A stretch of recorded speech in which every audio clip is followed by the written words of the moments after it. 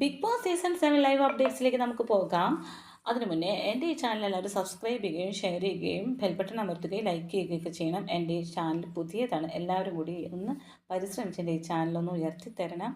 അതിനുവേണ്ട മെറ്റീരിയൽ മുഴുവൻ നിങ്ങൾക്ക് ഞാൻ തരുന്നുണ്ട്. മാത്രവുമല്ല കുറച്ച് ടൈമിൽ കൂടുതൽ മെറ്റീരിയൽ നിങ്ങൾക്ക് ഞാൻ തരുന്നുണ്ട്. അപ്പോൾ നമുക്ക് അനുമോളും നെവിനും കൂടി എന്തിനാണ് അടി കൂടിയതെന്ന് നോക്കാം. അപ്പോൾ അനുമോൾ വന്നിട്ട് ഇത് പറയുന്നുണ്ട്, ഇവർ പകുതി കഷ്ണം അരങ്ങിയിരിക്കുന്നുണ്ട്. ആരാണാവോ ഏത് കള്ളനാണാവോ എടുത്തത്, ശരിക്കും നമ്മളെ നിവിനെ നോക്കിയിട്ടാണ് പറയുന്നത്. അപ്പോൾ നിവിൻ പറയുന്നുണ്ട്, ഓ ആ കള്ളൻ്റെ പകുതി കഷ്ണമാണ് അത്, അല്ലാതെ ആ കള്ളൻ കട്ടെടുത്തതല്ല അത്, ആ കള്ളന് കിട്ടിയ നാരങ്ങയുടെ പകുതി തന്നെയാണ് അത് എന്ന് പറയുന്നുണ്ട്. ഈ അനുമോൾക്ക് ഒട്ടും നാണമില്ല. അപ്പോൾ അനുമോൾ പറയാം, ആ ശരി, ഞാൻ നാണമില്ലാത്തവളാണ്. എൻ്റെ നാരങ്ങ എടുത്ത് മുറിച്ചവളല്ലടി നീ, എന്നിട്ട് നീ കുടിച്ചില്ലേ, എന്നിട്ട് നീ എന്നോട് ന്യായം പറയുന്നു എന്നൊക്കെ പറഞ്ഞ് നെവിൻ്റെതായ സ്റ്റൈലിൽ. അപ്പോൾ ആദ്യം തുടങ്ങുമ്പോൾ ഒരു ഉഗ്രം വഴക്കാണ് കേട്ടോ. പിന്നീട് ഇത് ടോം ആൻഡ് ജെറി, അതായത് പിന്നീട് തമാശ രൂപത്തിലായി. പിന്നെ ആ വഴക്ക്, ഇവരുടെ വഴക്കുകൾ മുഴുവൻ അങ്ങനെയാണ്. നെവിൻ്റെ വഴക്കുകൾ അവനെങ്ങനെ ആദ്യം ഭയങ്കര, നമ്മൾ ശരിക്കും അയ്യോ എന്തൊരു ദേഷ്യത്തിലാണ് തുടങ്ങുന്നതെന്ന്. അവസാനം നോക്കിക്കോ ഈ മൂട്ടിയൊക്കെ അട്ടി ഒരുമാതിരി ഡയലോഗൊക്കെ അടിച്ച് നമ്മൾ തന്നെ ചിരിച്ചു പോകും. അതാണ്. അപ്പം അനുമോള് പറയുന്നത്, എടാ നീ എൻ്റെ അടുത്ത് വഴക്കിന് വന്നാൽ ഞാൻ ചട്ടകം ഉണ്ടല്ലോ പഴുപ്പിച്ച് ഞാൻ ചന്തിയും എടുത്ത് വെക്കും. അപ്പോൾ അത് നിൻ്റെ സ്വപ്നമാണ് അനുമോളെ, നിൻ്റെ സ്വപ്നമാണ്. അപ്പം അനുമോള് പറയാം, അതെൻ്റെ ആഗ്രഹമാടാ, അതെൻ്റെ ആഗ്രഹമാണ്, സ്വപ്നമല്ല. അങ്ങനെയാണെങ്കിൽ നിന്നെ ഞാൻ വലിച്ച് ഊരി കളയുമടി എന്ന് പറയുന്നുണ്ട്.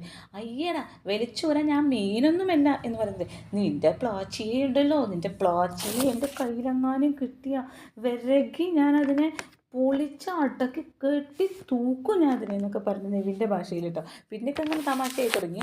അപ്പം അനുമോള് പറയണേ, എടാ നീ ഉറങ്ങിക്കൊടുക്കുമ്പോഴേ നിന്നെ ഞാൻ കീറുമെന്ന്. അത് അനുമോള് പറഞ്ഞാൽ ശരിക്കും ശരി തന്നെയാണ്. ഈ നെവിൻ അങ്ങോട്ടും ഇങ്ങോട്ടും ഷെഡിടാതെ കിടക്കുന്ന സമയത്ത് അങ്ങോട്ടും ഇങ്ങോട്ടും മറിയുമ്പോൾ ഈ നഗ്നത മുഴുവൻ എല്ലാവരും കാണുന്നുണ്ട്. എല്ലാവരും എന്ന് പറഞ്ഞാൽ ആരും കാണുന്നില്ല. അനുമോൾക്ക് രാത്രി ഉറക്കമില്ല മിക്ക ദിവസങ്ങളിലും. അതുകൊണ്ട് അനുമോൾ മാത്രമാണ് ഇത് കാണുന്നത്. അപ്പം നെവിൻ ചോദിക്കുന്നത്, നീ ഷെഡിയല്ലേ വലിച്ച് കീറുക, അല്ലാതെ കീറുമെന്ന് പറഞ്ഞത് ചോദിക്കുന്നുണ്ട്. അപ്പം അനുമോൾ പറയാം, അതിന് നീ എവിടെ ഷെഡി ഇടുന്നത്, അത് നിനക്ക് എങ്ങനെ അറിയാൻ മതി എന്ന് നെവിൻ ചോദിക്കുന്നത്. നിനക്ക് എങ്ങനെ അറിയാം ഷെഡിടാത്തത്? ഞാൻ കണ്ടിട്ടുണ്ട്, പല രാത്രികളും ഞാൻ കണ്ടിട്ടുണ്ട്. അപ്പം നിനക്ക് ഉറക്കമില്ലാതെ നിനക്ക് എന്നെ നോക്കി ഇരിക്കലാണോടി നിൻ്റെ പണി എന്ന് പറയുന്നുണ്ട്.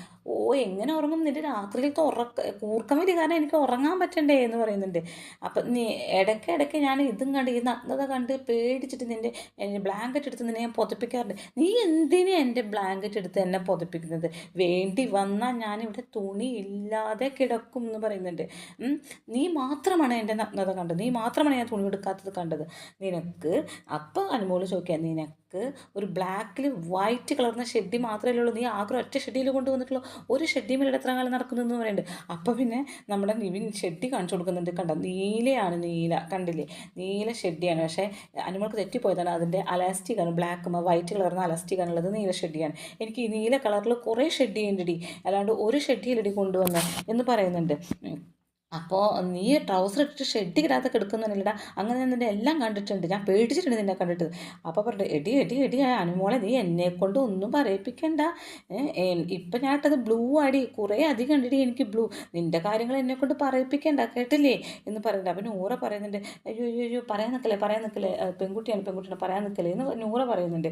അപ്പോൾ അല്ല എൻ്റെ വായന അങ്ങനെ കേട്ടാണ്ടല്ലോ എന്ന് പറയുന്നുണ്ട്. അപ്പം അനുമോള് പറയുന്നുണ്ട്, ഇവൻ എങ്ങനെ തന്നെയാണ് നൂറ, ഇവനെ ഒന്നുകൂടാതെയാണ് എടുക്കുക, ഒന്നുകൂടാന്ന് പറഞ്ഞാൽ നഗ്നത ഫുള്ള് അഴിച്ചിട്ടുന്നല്ല, ഇവൻ ട്രൗസർ മാത്രം ഇട്ടിട്ട് അതിൻ്റെ ഷെഡ് ഇടാതെ ഇങ്ങനെ എല്ലാം കാണിച്ചുകൊണ്ട് കൊടുക്കും. ഞാൻ എത്ര രാത്രികൾ ഞാൻ കണ്ടിട്ടുണ്ടെന്ന് അറിയും. ലാസ്റ്റ് ഞാൻ എടുത്തിട്ട് പുതപ്പെടുത്തിട്ട് ഇവനെ മൂടിയിടുകയാണ് പതിവ് എന്നൊക്കെ പറഞ്ഞ് അനുമോൾ പറയുന്നുണ്ട്. അപ്പോൾ സത്യത്തിൽ അനുമോൾക്ക് ഉറക്കമില്ല. ഇവരിങ്ങനെ കൂർക്കം വലിക്കണതും ഈ കാര്യങ്ങളൊക്കെ ഫുള്ള് കാണുന്നത് അനുമോളാണ്. എന്തിനാണ് ഇങ്ങനെ ഇറങ്ങി നടക്കുന്നത് എന്നറിയുന്നില്ല. ചിലപ്പോൾ ഉറങ്ങുമ്പോൾ ചിലവരൊക്കെ ഡ്രസ്സുകളൊക്കെ മാറിപ്പോവും. പക്ഷെ അങ്ങനെ പൊതുസ്ഥലം എല്ലാവരും കിടന്ന് ഉറങ്ങുന്ന സമയത്ത് നന്നായി നമ്മൾ ശ്രദ്ധിക്കേണ്ടതാണ്. ഇപ്പോൾ കല്യാണ വീട്ടിലൊക്കെ ചെന്ന് കിടന്ന് ഉറങ്ങുമ്പോഴും ഒക്കെ നന്നായി നമ്മൾ ശ്രദ്ധിക്കേണ്ടതാണ്. അത് നെവിൻ്റെ ഭാഗത്തും തെറ്റുണ്ട്, അനുമോളുടെ ഭാഗത്തും തെറ്റുണ്ട്. ഇത്രയേ ഉള്ളൂ. Okay, thank you.